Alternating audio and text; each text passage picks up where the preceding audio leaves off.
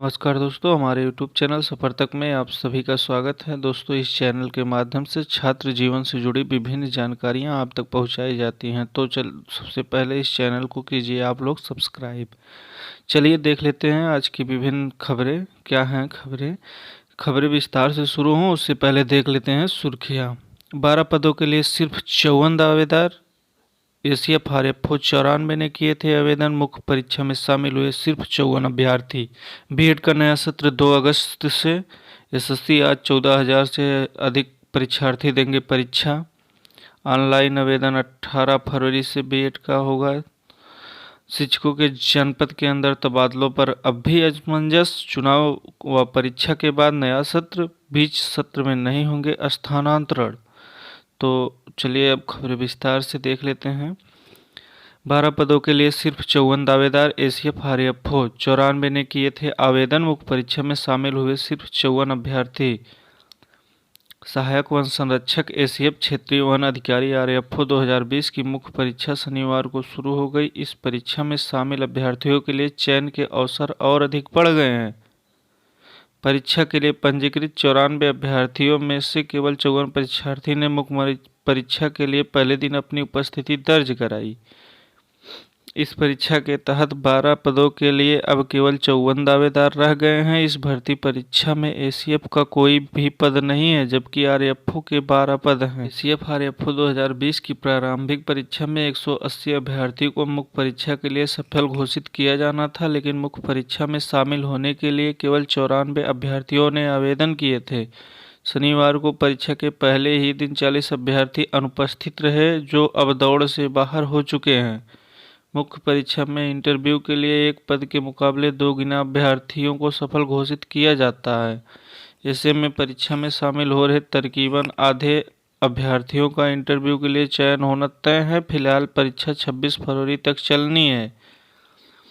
प्रश्न पत्र भी वस्तुनिष्ठ प्रकार के सवाल पूछे गए थे। अभ्यर्थियों को समान अध्ययन के सवाल संतुलित एवं स्तरीय लगे। प्रश्न पत्र में ज्यादातर विषयों से जुड़े सवाल पूछे गए थे। रविवार को केवल पहले सत्र में समान हिंदी व निबंध की परीक्षा होगी। प्रश्न पत्र परंपरागत प्रकार का होगा।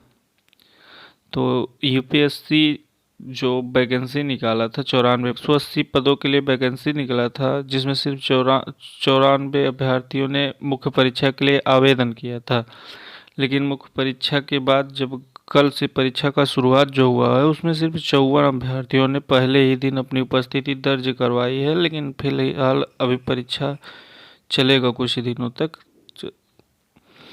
बीएड का नया सत्र 2 अगस्त से। प्रदेश के बीएड कॉलेजों का नया सत्र 2 अगस्त से शुरू होगा। लखनऊ विश्वविद्यालय द्वारा आयोजित बीएड संयुक्त प्रवेश परीक्षा के लिए शनिवार को शासनादेश जारी कर दिया गया है। विशेष सचिव मनोज कुमार की ओर से जारी आदेश में बीएड प्रवेश परीक्षा से संबंधित विस्तृत कार्यक्रम दिया गया है। प्रदेश भर के बीएड कॉलेज में दाखिले के लिए आवेदन प्रक्रिया 18 फरवरी से शुरू होगी। आवेदन प्रक्रिया 15 मार्च तक चलेगी। 16 से 22 मार्च के बीच ऑनलाइन आवेदन लेट फीस के साथ होंगे। 10 मई से प्रवेश पत्र डाउनलोड किए जा सकेंगे। परीक्षा 19 मई को प्रस्तावित है। आवेदन लाइब्रेरी की वेबसाइट unib.ac.in पर किए जा सकेंगे। ऑनलाइन आवेदन 18 फरवरी से होगा। आप लोग देख सकते हैं जो बीएड की प्रवेश परीक्षा होने वाली है उसके लिए ऑनलाइन आवेदन 18 फरवरी से होगा, जबकि बीएड का प्रवेश परीक्षा जो है उसकी तिथि 19 मई को प्रस्तावित की गई है। नतीजे 20 से 25 जून तक जारी किए जाएंगे। हालांकि ऑनलाइन काउंसलिंग 12 जुलाई से होगी, ये कहना है विशेष सचिव मनोज कुमार का। देखते हैं SSC 14,000 से अधिक परीक्षार्थी देंगे परीक्षा। आज CHSL 2019 Tier 2 का परीक्षा है। कर्मचारी चयन आयोग SSC ने शुक्रवार को combined higher secondary level CHSL 2019 Tier 2 परीक्षा रविवार को होगी। आयोग की ओर से देश भर में Tier 1 परीक्षा में सफल कुल 44,856 परीक्षार्थी Tier 2 परीक्षा में शामिल होंगे। SSC मध्य क्षेत्र के निदेशक राहुल सचान ने बताया कि मध्य क्षेत्र में कुल 14,186 परीक्षार्थी शामिल होंगे। SSC मध्य क्षेत्र के अंतर्गत यूपी एवं बिहार के परीक्षार्थी दूसरे चरण डिस्क्रिप्टिव परीक्षा में शामिल होंगे। परीक्षा में सफल अभ्यर्थी एलडीसीए, जेएसए और पीएएसएससी पदों के लिए चुने जाएंगे। कोरोना की दस्तक के बीच एसएससी ने 17 से 19 मार्च के बीच सीएसएल परीक्षा 2019 टियर 1 आयोजित की। परीक्षा होने के बाद एसएससी ने कोरोना के कारण परीक्षा स्थगित कर दी थी। शिक्षकों के जनपद के अंदर तबादलों पर अब भी असमंजस बना हुआ है। चुनाव और परीक्षा के बाद नया सत्र, बीच सत्र में नहीं होंगे स्थानांतरण।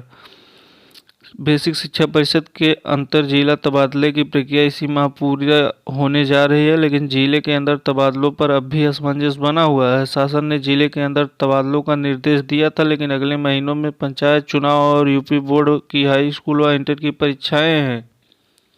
ऐसे में इस साल भी जिले के अंदर फेरबदल होने के आसार नहीं दिख रहे हैं। इसके बाद नया शैक्षिक सत्र शुरू हो जाएगा। हाई कोर्ट का आदेश है कि मध्य सत्र में तबादले न किए जाएं।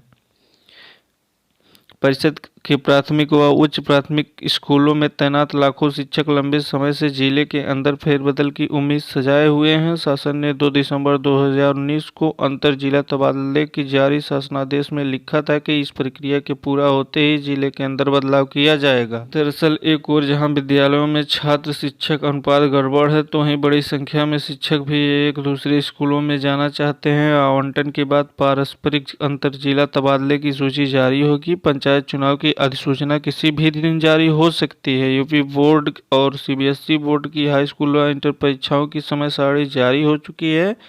यूपी बोर्ड परीक्षा में परिषदीय विद्यालयों के शिक्षक भी तैनात किए जाते हैं। तब तक नया शैक्षिक सत्र शुरू हो जाएगा। परिषद के अफसर कहते हैं कि शासन ही फैसला करेगा। अंतर जनपदीय स्थानांतरण से आए शिक्षकों को स्कूल आवंटित। अंतर जनपदीय स्थानांतरण वाले शिक्षकों की स्कूल आवंटन की प्रक्रिया पूरी कर शनिवार को डायरेक्ट में काउंसलिंग कराई गई। हालांकि बेसिक शिक्षा अधिकारी संजय कुशवाहा ने बताया कि प्रयागराज में कुल 790 शिक्षक तबादला कर आए हुए हैं। इसमें से 635 ने बीएससी कार्यालय में रिपोर्ट की थी। शुक्रवार को 302 महिला अभ्यर्थियों ने विकल्प भरे। सभी को ऑनलाइन स्कूल